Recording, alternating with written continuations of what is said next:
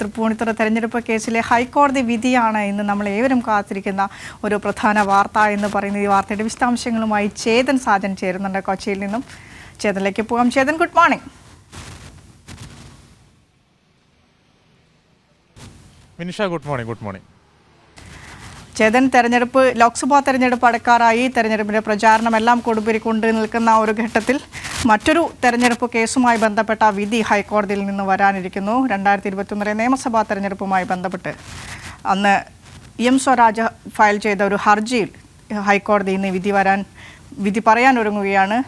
K ബാബുവിന് നിർണായകമായ ഒരു ദിവസം തന്നെയാണ്. കെ ബാബുവിന് മാത്രമല്ല, എല്ലാ പാർട്ടികൾക്കും എല്ലാ മുന്നണികൾക്കും നിർണായകമായേക്കാവുന്ന ഒരു ദിനം തന്നെയാണ്. ഹൈക്കോടതിയുടെ ഭാഗത്തുനിന്ന് ഏത് രീതിയിലുള്ള വിധിയാണ് ഇരു മുന്നണികളും പ്രതീക്ഷിക്കുന്നത്? ഏത് രീതിയിലായിരിക്കും വിധി പ്രസ്താവം?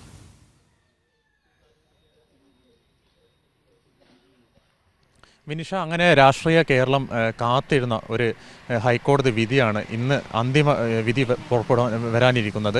തൃപ്പൂണിത്തുറ തെരഞ്ഞെടുപ്പ് കേസുമായി ബന്ധപ്പെട്ടുള്ള അന്തിമ വിധിയാണ് ഇന്ന് വരാൻ പോകുന്നത്. ഉച്ചയ്ക്ക് ഏകദേശം 2 മണിയോടുകൂടി തന്നെ വിധി വരും. ജസ്റ്റിസ് അജിത് കുമാറിൻ്റെ സിംഗിൾ ബെഞ്ചാണ് വിധി പറയുക.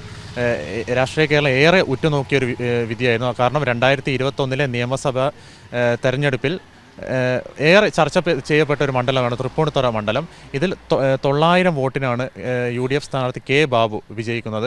ഒരു നിസാര വോട്ടിന്, അതായത് സംസ്ഥാനത്ത് ഭരണ അനുകൂല തരംഗം ഇടത് സർക്കാരിന് വൻ മുന്നേറ്റം ഉണ്ടാക്കിയ ഒരു തെരഞ്ഞെടുപ്പായിരുന്നു 2021 നിയമസഭാ തെരഞ്ഞെടുപ്പ്.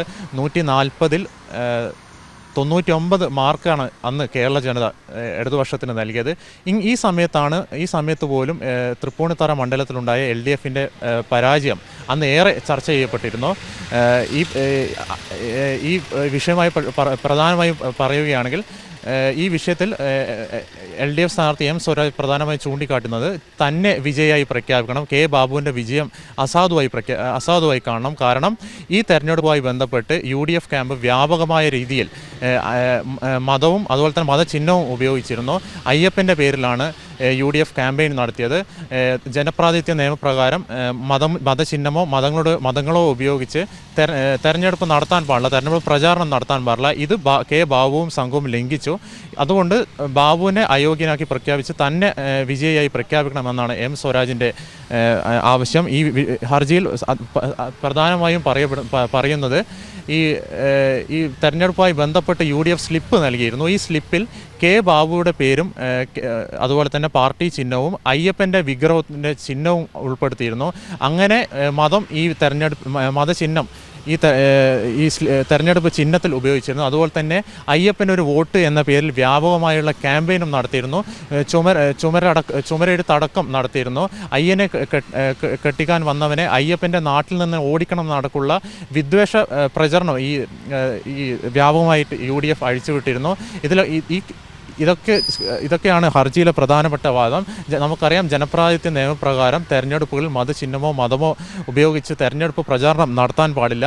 അതുപോലെ തന്നെ ഈ വിഷയം നമ്മൾ ഏറെ ഈ തെരഞ്ഞെടുപ്പ് ഫലം ഏറെ ചർച്ച ചെയ്യപ്പെടുന്നുണ്ട്. കാരണം 900 വോട്ടിനാണ് UDF വിജയിക്കുന്നത്. അതായത് ഈ അസംബ്ലി മണ്ഡലത്തിൽ 2 ലക്ഷത്തോളം വോട്ടർമാരുള്ളത്. ഇതിൽ 900 വോട്ടിൻ്റെ മാത്രം ഭൂരിപക്ഷത്തിലാണ് ബാബു വിജയിക്കുന്നത്. അതായത് 451ഓളം പേർ ഒന്ന് മാറ്റി ചിന്തിച്ചിരുന്നെങ്കിൽ വിജയം സ്വരാജിന് ഉറപ്പാകുമായിരുന്നു. ഈ വിഷയം നമ്മൾ നോക്കിക്കാണുകയാണെങ്കിൽ 2016 അസംബ്ലി തെരഞ്ഞെടുപ്പിൽ LDFനാണ് വിജയിക്കുന്നത്. അന്ന് അവിടെ BJPക്ക് ഉണ്ടായിരുന്നത് 19% വോട്ട് ഷെയറാണ് അന്ന് BJPക്ക് ഉണ്ടായിരുന്നത്. 2021 വരുമ്പോൾ BJPയുടെ വോട്ട് വിഹിതം 4% ഇടിവായി കാണുന്നു. അതുപോലെ തന്നെ 4% UDFൻ്റെ വോട്ട് ഷെയർ ഉയർന്നു.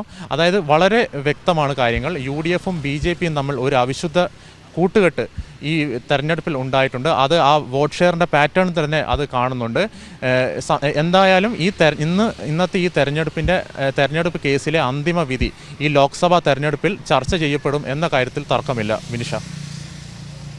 ചേതൻ, ഈ കേസ് നീട്ടിക്കൊണ്ടു പോകാൻ കെ ബാബുവിന് കഴിയാവുന്നതൊക്കെ ചെയ്തിരുന്നു. സുപ്രീം കോടതിയെ സമീപിച്ചിരുന്നു. സ്വരാജിൻ്റെ ഹർജി തള്ളണമെന്ന ഒരാവശ്യം സുപ്രീം കോടതിയുടെ മുൻപാകെ വയ്ക്കുകയും ആ ഹർജി സുപ്രീം കോടതി തള്ളുകയും ഹൈക്കോടതിയോട് വിചാരണ തുടർന്നോളൂ എന്ന ഒരു നിർണായക നിർദ്ദേശം സുപ്രീം കോടതിയുടെ ഭാഗത്തുനിന്നുണ്ടാവുകയും ആ രീതിയിൽ വിചാരണ പൂർത്തിയാക്കി അന്തിമവാദം പൂർത്തിയാക്കി ഇന്ന് അന്തിമ വിധി വരാനിരിക്കുന്നു.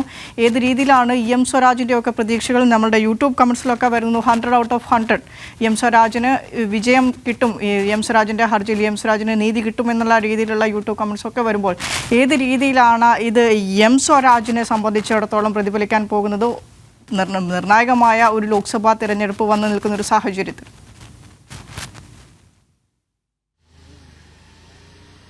മിനിഷ, അത് തന്നെ ഞാൻ നേരത്തെ സൂചിപ്പിച്ച പോലെ തന്നെയാണ് കാര്യങ്ങൾ. അതായത് 99 സീറ്റാണ് അന്ന് LDF കിട്ടിയത്. സംസ്ഥാനത്തടക്കം പ്രോ ഇൻകംബൻസി വേവ് ആഞ്ഞടിച്ച ഒരു തെരഞ്ഞെടുപ്പായിരുന്നു 2021 നിയമസഭാ തെരഞ്ഞെടുപ്പ്. ഈ വിജയത്തിൻ്റെ ഇടയിലും ഒരു ചെറിയൊരു കല്ലുകടിയായി മാറിയ ഒരു മണ്ഡലമായിരുന്നു തൃപ്പൂണിത്തുറ. കാരണം എം സ്വരാജിൻ്റെ വിജയം ഏറെക്കുറെ ഉറപ്പായിരുന്നു. നമുക്ക് ഞാൻ നേരത്തെ സൂചിപ്പിച്ച പോലെ വോട്ടിംഗ് ഷെയർ നോക്കിയാൽ തന്നെ മനസ്സിലാവും. അതായത് 2016 അതേ സമാനമായ വോട്ട് ഷെയർ സ്വരാജ് 2021 മെയിൻറ്റെയിൻ ചെയ്തിരുന്നു. പക്ഷേ സംഭവിച്ചത് BJPയുടെ വോട്ട് ഷെയർ നേരെ UDFിലേക്ക് മാറുകയായിരുന്നു. അതുപോലെ തന്നെ ഈ കേസിൻ്റെ സാക്ഷി വിസ്താരം പുരോഗമിച്ചുകൊണ്ടിരിക്കുമ്പോൾ തന്നെ കെ ബാബു സുപ്രീം കോടതിയെ സമീപിച്ചു. നിലവിലെ ഈ ഹൈക്കോടതിയുടെ കേസ് റദ്ദാക്കണമെന്ന്. പക്ഷേ സുപ്രീം കോടതിയിൽ നിന്ന് തിരിച്ചടിയാണ് കെ ബാബുവിനുണ്ടായത്. അതായത് ഹൈക്കോടതിയിലെ വിചാരണ നടപടികൾ തുടരണമെന്നാണ് സുപ്രീം കോടതിയും ആവശ്യപ്പെട്ടത്. ഇത് UDF ക്യാമ്പിനെ സംബന്ധിച്ചിടത്തോളം വലിയൊരു തിരിച്ചടിയായി മാറി. നമ്മൾ ഈ വിഷയത്തിൽ നോക്കിക്കാണേണ്ടത് മുഖ്യമന്ത്രിയും പറയുന്ന കാര്യങ്ങൾ. അതായത് തെരഞ്ഞെടുപ്പ് അടുക്കുമ്പോൾ UDF BJP ബാന്ധവം ഉണ്ടാവുന്നുണ്ട്. ഇത് LDFിനെതിരായി ഉപയോഗിക്കുന്നുണ്ട്. ഇത് തന്നെയാണ് ഈ ബാന്ധവം തന്നെയാണ് ഈ സ്വരാജിൻ്റെ ഈ തെരഞ്ഞെടുപ്പിനെ സംബന്ധിച്ചോളം ഈ സ്വരാജിൻ്റെ തോൽവിയിലേക്ക് കലാശിക്കുന്നത്. കാരണം കൃത്യമായി 4% ആ വോട്ട് ഷെയർ തന്നെ നമുക്ക് നോക്കിയാൽ കാണാം. 4% ഇടിവാണ് BJPയുടെ വോട്ട് ഷെയറിൽ ഉണ്ടാകുന്നത്. കൃത്യമായി ഈ 4% വോട്ട് ഷെയർ UDFിന് കൂടുകയും ചെയ്തു. അപ്പോൾ ഇവിടെ ഒരു വോട്ട് കച്ചവടം നടന്നിട്ടുണ്ട് എന്നാണ് കാണേണ്ടത്. അതായത് സാധാരണ തെരഞ്ഞെടുപ്പുകളായി ബന്ധപ്പെട്ട് എപ്പോഴും രാഷ്ട്രീയ വിശകലനം ചെയ്യുന്നവർ കാണുന്നുണ്ട്. തെരഞ്ഞെടുപ്പ് അടുക്കുമ്പോൾ തന്നെ ഈ LDF വിജയിക്കും എന്ന് തോന്നിയാൽ സ്വാഭാവികമായും അവിടെ UDFും BJPയും തമ്മിലൊരു ബാന്ധവം സൃഷ്ടിക്കുന്നുണ്ട്. അങ്ങനെ ഈ ബാന്ധവത്തിൻ്റെ ഏറ്റവും ഒടുവിലത്തെ ഒരു ഉദാഹരണമാണ് ഈ തൃപ്പൂണിത്തുറ തെരഞ്ഞെടുപ്പ് കേസ്. ഇതിലെ വിധി ഏറെ നിർണായകമായിരിക്കും. ഉച്ചയ്ക്ക് 2 മണിയോടുകൂടിയാണ് ഇതിൻ്റെ അന്തിമ വിധി പുറപ്പെടുവിക്കുക. മിനിഷ. ശരി ചേതൻ, തൃപ്പൂണിത്തുറ തെരഞ്ഞെടുപ്പ് കേസിൽ ഹൈക്കോടതി വിധി ഉച്ചയ്ക്ക് 2 മണിയോടുകൂടി വരാനിരിക്കുകയാണ്. രാഷ്ട്രീയ കേരളം ഏറെ ഉറ്റുനോക്കുന്ന ഒരു വിധി തന്നെയായിരിക്കും വരാനിരിക്കുന്നത്.